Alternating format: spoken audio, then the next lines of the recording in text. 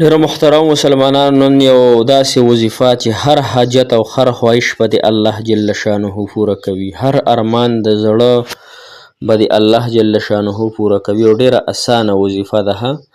اسانه وظیفه ده. صل علی محمد یا ذا الجلال والاکرام. مصدقه وظیفه ده. ته چې کم خواهش ستا دی او د هغې خواهش پوره کېدو دپاره ته کم وظایف کوي، نو انشاءالله دې وظیفې سره به د الله تعالی پوره کړي. کو دغه ته د هر حاجت دپاره کې، کو د دولت دپاره کې، کو د عزت دپاره کې، کو د شهرت دپاره کې، کو د خپل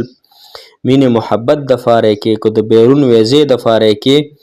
محترمو کو تاسو کم مسایلې دي په کور کې، اوس تاسو د مسلونو زه نه یم خبره چې کمې مسلې دي،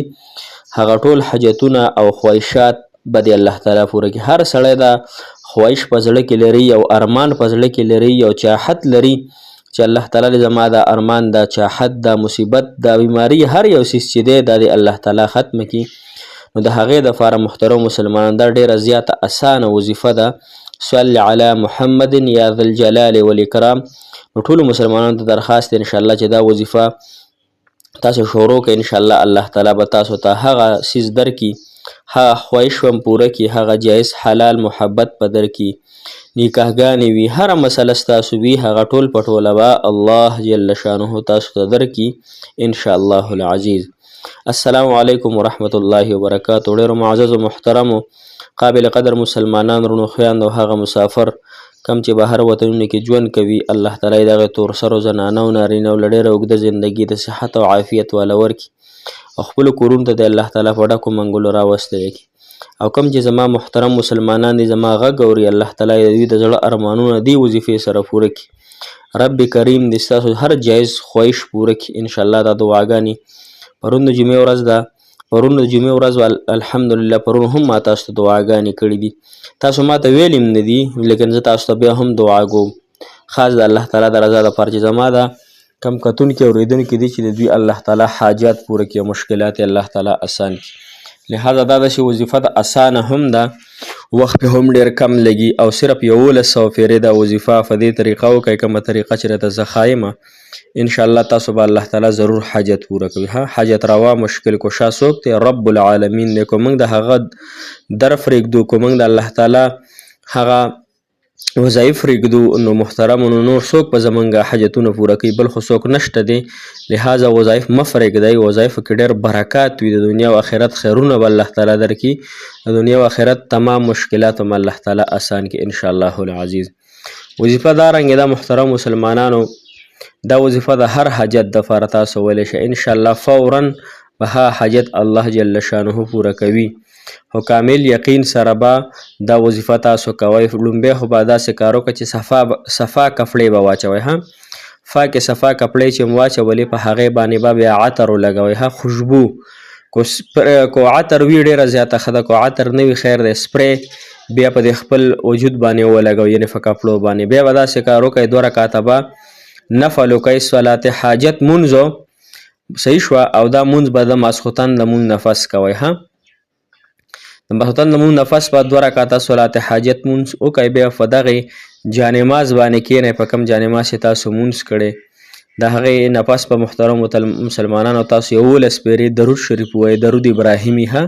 کوم چې مونږ مونځ کې وایي اللهم صل علی محمد وعلى ال محمد كما صليت على ابراهيم وعلى ال ابراهيم انك حميد مجيد. اللهم بارك على محمد وعلى ال محمد كما باركت على ابراهيم وعلى ال ابراهيم انك حميد مجيد. دا به تاسو وکئ صحیح شوه. بیا به 11 پیرې اللهم بیا به 1100 پیرې 1100 مرتبه صل علی محمد یا ذا الجلال والاکرام، صل علی محمد یا ذا الجلال والاکرام. دا به 1100 پیرې ووایئ په تسبیح باندې. د هغې نه پس بیا 11 پیرې درود شریف ووایئ، درود ابراهیمي دی وظیفې نه پس. بیا چې کله ته دعا کې که نه صحیح شوه، نو دعا دپاره بیا ځان له 3 پیرې وې، 1 پیره وې، هر څو پیرې چې وې نو هغه درود شریف ووایئ. درود شریف نه پس بیا لاسونه پورته کړي الله جل شانه ته، او الله جل شانه ته به عرض وکړي مالک الله ستا ذات حقیقتا ذات دی، ته لوی ذات یې، زه کمزور یم، ستا بنده یم الله، الله ته طاقتور یې، زه کمزور یم الله، ته پاک یې، زه نجس یم الله، ته د هر قسم غیب نه پاک یې الله، زه ډېر ګناهګار یم الله، خو زما بل در هم نشته دی الله، زما بل اله هم ستا نه علاوه نشته دی الله، الله نو زما دا مشکل چې دی دا ته ما باندې اسان کړي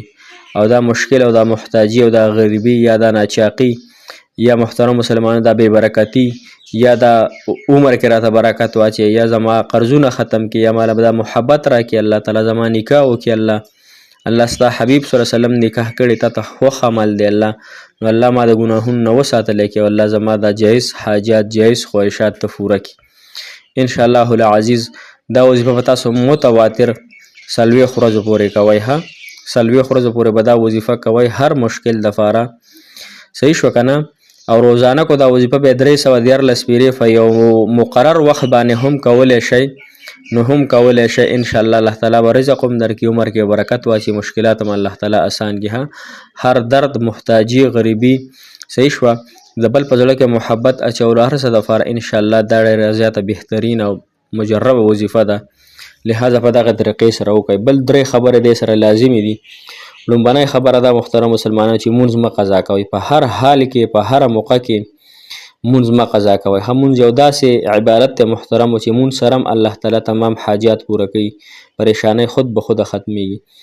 دویم نمبر ګناهونه پرېږدوئ هر قسم ګناه چې انسان نه کېږي خیر ده که په خطأن یا پیره سړي نه وشي 2 پیرې وشي د ګناه نه پس فورا توبه ویستل الله تعالی ته د الله تعالی دروازې د توبې هر ټایم کولو دي صحیح شه درېیمه خبره ده د محترم مسلمانانو چې دې وظیفه کې به ناغه نه کوئ ها دا وظیفه به نه پرېږدئ تر 40 ورځو پورې ګوره سړی چې بیمار یم نو 40 2 میاشتو پورې دوایانې خوري موږ 1 ورځ 2 ورځې وظیفې وکړو 3 ورځې یا 10 ورځې ویو حاجت هم پوره نه شو حاجتونو پوره کولو والا رب دی هغه کریم الله دی چې زما ته پیدا کړي نو هغه به زموږ حاجت پوره کوي زه خو ستاسو له حاجت نشم پوره کوي زه به ته دعاګانې کوم زه به تاسو له تسبیحات کوم زه به تاسو له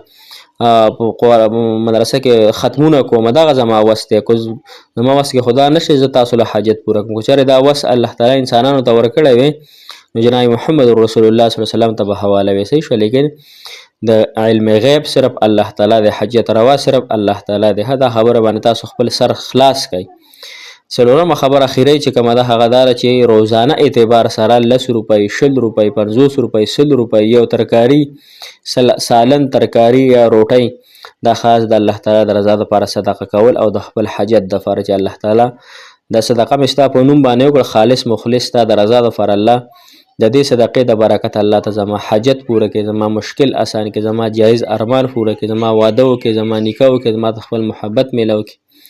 خو ستاسو وظایف نه قبلیږي نو ګوره همون کې فرق دی ښه الله تعالی ته به ګوته نه نیسو صحیح ده الله تعالی په دې خفه کېږي الله تعالی فرمایي چې ما نه څوک نه غواړي زه به له عذاب ورکوم څوک رانه غواړي زه به ورته ورکوم د هغه مصلحت ته به وګورم د هغه حاجت ته به ګورم د هغې موافق الله تعالی فیصلې فرمایي ها لیکن ما تاسو دا لازم ده چې د الله تعالی در به نه پرېږدو ها صحیح شو الله ته جل شانه هم خوشحاله ساته آباد ساته الله تعالی مو د زړه مرادونه ارمانونه جایز پوره کړه موږ ته هم دعا